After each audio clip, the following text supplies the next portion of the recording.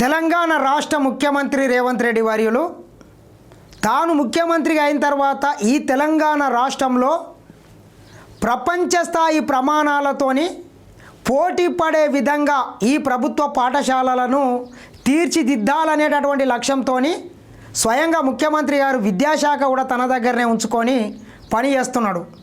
అందులో భాగంగానే దాదాపు 1500 కోట్ల రూపాయలతోని హైదరాబాద్ పబ్లిక్ స్కూల్కు, ఢిల్లీ పబ్లిక్ స్కూల్కు ధీటుగా తెలంగాణ పబ్లిక్ స్కూల్స్ ఏర్పాటును ముఖ్యమంత్రి రేవంత్ రెడ్డి గారు ఈరోజు ఉదయం ప్రారంభించబోతున్నారు.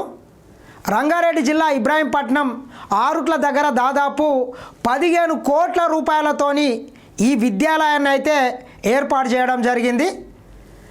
ఒక్క విద్యకే కాకుండా ఈ తెలంగాణ పబ్లిక్ స్కూల్స్లో స్పోర్ట్స్కు కూడా తగిన ప్రాధాన్యత ఇస్తాం. ప్రపంచ స్థాయి ప్రమాణాలతో కూడుకున్నటువంటి నాణ్యమైనటువంటి విద్యని ఈ హైదరాబాద్లో ఉన్నటువంటి కార్పొరేట్ స్కూళ్లకు ధీటుగా ఇక్కడ విద్యని అందజేస్తాం.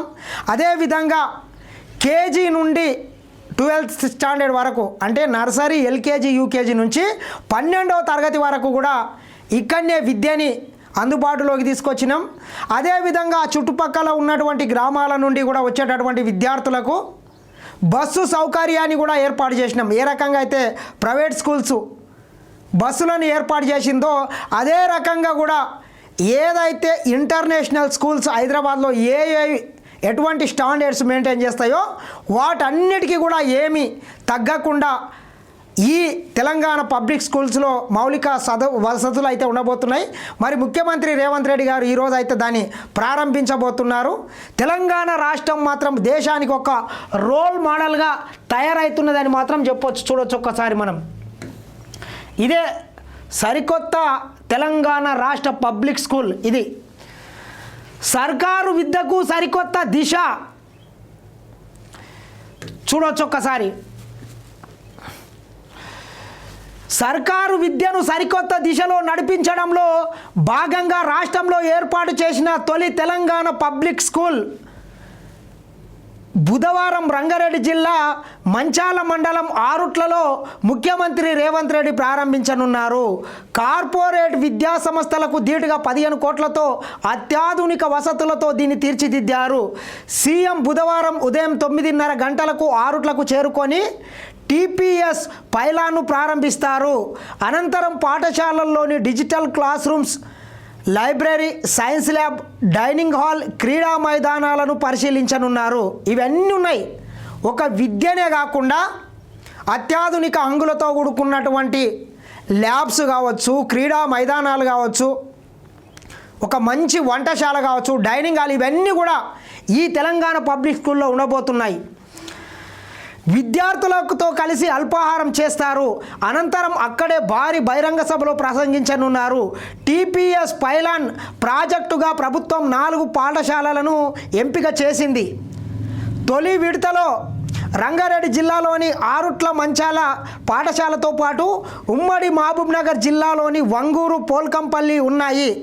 రాష్ట్రంలో దశల వారీగా 100 స్కూల్స్ను ఏర్పాటు చేయాలని ప్రభుత్వం లక్ష్యంగా పెట్టుకున్నది. మైదానాలు, బస్సులు, ప్రైవేటు పాఠశాలలను తలదన్నేలా Arutla TPS Telangana public school అన్నట్ల వాతావరణం ఆకట్టుకుంటుంది. ఇక్కడ నర్సరీ నుండి ఇంటర్మీడియట్ వరకు అంతర్జాతీయ ప్రమాణాలతో విద్యను అందించనున్నారు. విద్యార్థులకు ఉదయం అల్పాహారం, మధ్యాహ్నం భోజనం, సాయంత్రం స్నాక్స్ అందించనున్నారు. ఇంగ్లీష్ మీడియంలో విద్యాబోధన జరగనుంది. అత్యాధునిక వసతులు, డిజిటల్ క్లాస్ రూమ్స్, ల్యాబ్స్, గాలి వెలుతురు పుష్కలంగా ఉండే తరగతి గదులు, లైబ్రరీ, జిమ్, డైనింగ్ హాల్స్తో పాటు cricket, football, volleyball, kho kho, kabaddi, tennis, carrom వంటి ప్రతి క్రీడకు సంబంధించిన మైదానాలు, వసతులు ఏర్పాటు చేశారు. ముఖ్యమంత్రి మనం చూసినాం గతంలో కూడా 140 కోట్ల జనాభా ఉన్నటువంటి ఈ భారతదేశంలో మొన్నటి ఒలింపిక్లో ఒక గోల్డ్ మెడల్ కూడా కొట్టలేకపోయినాం మనం.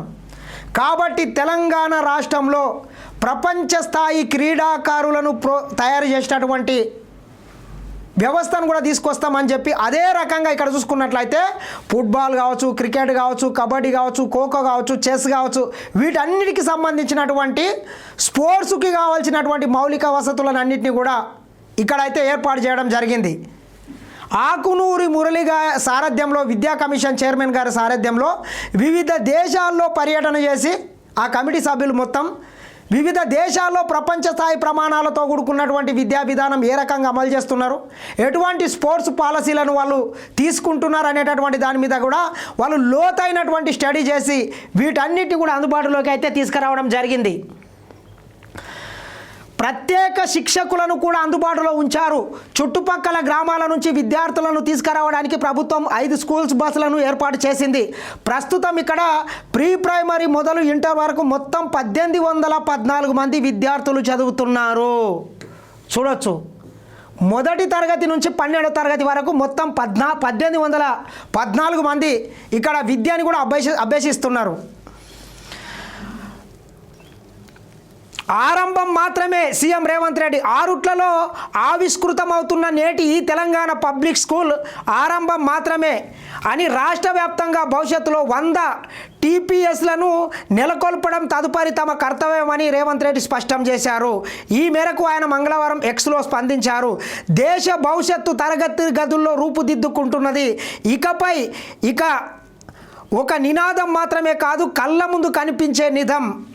మేధావుల సలహాలు, విఘ్నుల సూచనలతో తెలంగాణ విద్యా వ్యవస్థ చరిత్రను విప్లవాత్మక సంస్కరణలతో తిరిగి రాయాలన్న నా సంకల్పానికి రూపం తెలంగాణ పబ్లిక్ స్కూల్. భవిష్యత్తు తరాలు కేవలం తరగతి గదుల్లో మాత్రమే వాళ్ళ తరలాతను ఇక్కడనే నిర్ణయించబడుతుంది. కాబట్టి విద్యకు తగిన ప్రాధాన్యత ఇస్తా అని చెప్పి ముఖ్యమంత్రి గతంలో చెప్పిండు. చెప్పిన విధంగానే ఈరోజు అడుగులేస్తున్నాడని మాత్రం చెప్పొచ్చు. తెలంగాణ పబ్లిక్ స్కూల్ ఆకలి తీర్చి, అక్షరాలు నేర్పి, ఆటను ప్రోత్సహించి, పిల్లలతో మన వికాసం కనిపించేలా మట్టిలో మాణిక్యాలను తీర్చిదిద్దే సకల హంగులతో రూపుదిద్దుకున్న నా మానస పుత్రిక. ఈ పాఠశాల దీనికి రూపునిచ్చే కార్యక్రమాల్లో పాలు పంచుకున్న ప్రతి ఒక్కరికి ధన్యవాదాలు, విద్యార్థులకు అభినందనలు అని సీఎం పేర్కొన్నారు. ఇట్లా మట్టిలో ఉన్నటువంటి మాణిక్యాలను వెలికి తీసి వారికి మెరుగైనటువంటి విద్యని అందించడమే నేను భవిష్యత్తు తరాలకు అందించగలిగినటువంటి ఏకైక సంపద అని ఏదైతే ముఖ్యమంత్రి గారు చెప్పినట్లుగానే ఈ తెలంగాణ రాష్ట్ర వ్యాప్తంగా దాదాపు 100 తెలంగాణ పబ్లిక్ స్కూల్స్ను ఏర్పాటు చేయడానికి మాత్రం ఈ ప్రభుత్వం సంకల్పం చేసిందని మాత్రం చెప్పొచ్చు. ఏం పెద్ద బడ్జెట్ కూడా కాదు. 100 స్కూళ్ళని కట్టాలంటే ఒక స్కూల్కు మనం ఎంత వేసుకున్నా 15 కోట్లు అంటే అదేం పెద్ద శుద్ధి కాదు. సింపుల్గా కట్టవచ్చు. కోట్ల రూపాయలు ఒక్కొక్కటి చూసుకున్నట్లయితే అవినీతి తిమింగళాలు ఒక్కొక్కరి దగ్గర 100 కోట్లు 200 కోట్ల అవినీతి అక్రమాస్తులు దొరుకుతున్నాయి. కాబట్టి ఇక 100 స్కూళ్ళను కట్టాలంటే పెద్ద బడ్జెట్ కూడా కాదు.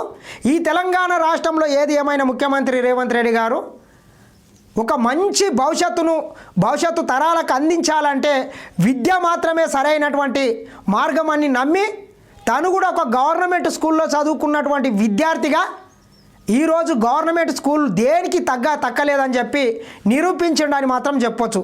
ఏది ఏమైనా ముఖ్యమంత్రి రేవంత్ రెడ్డి గారికి మరొకసారి ప్రత్యేకంగా ధన్యవాదాలు.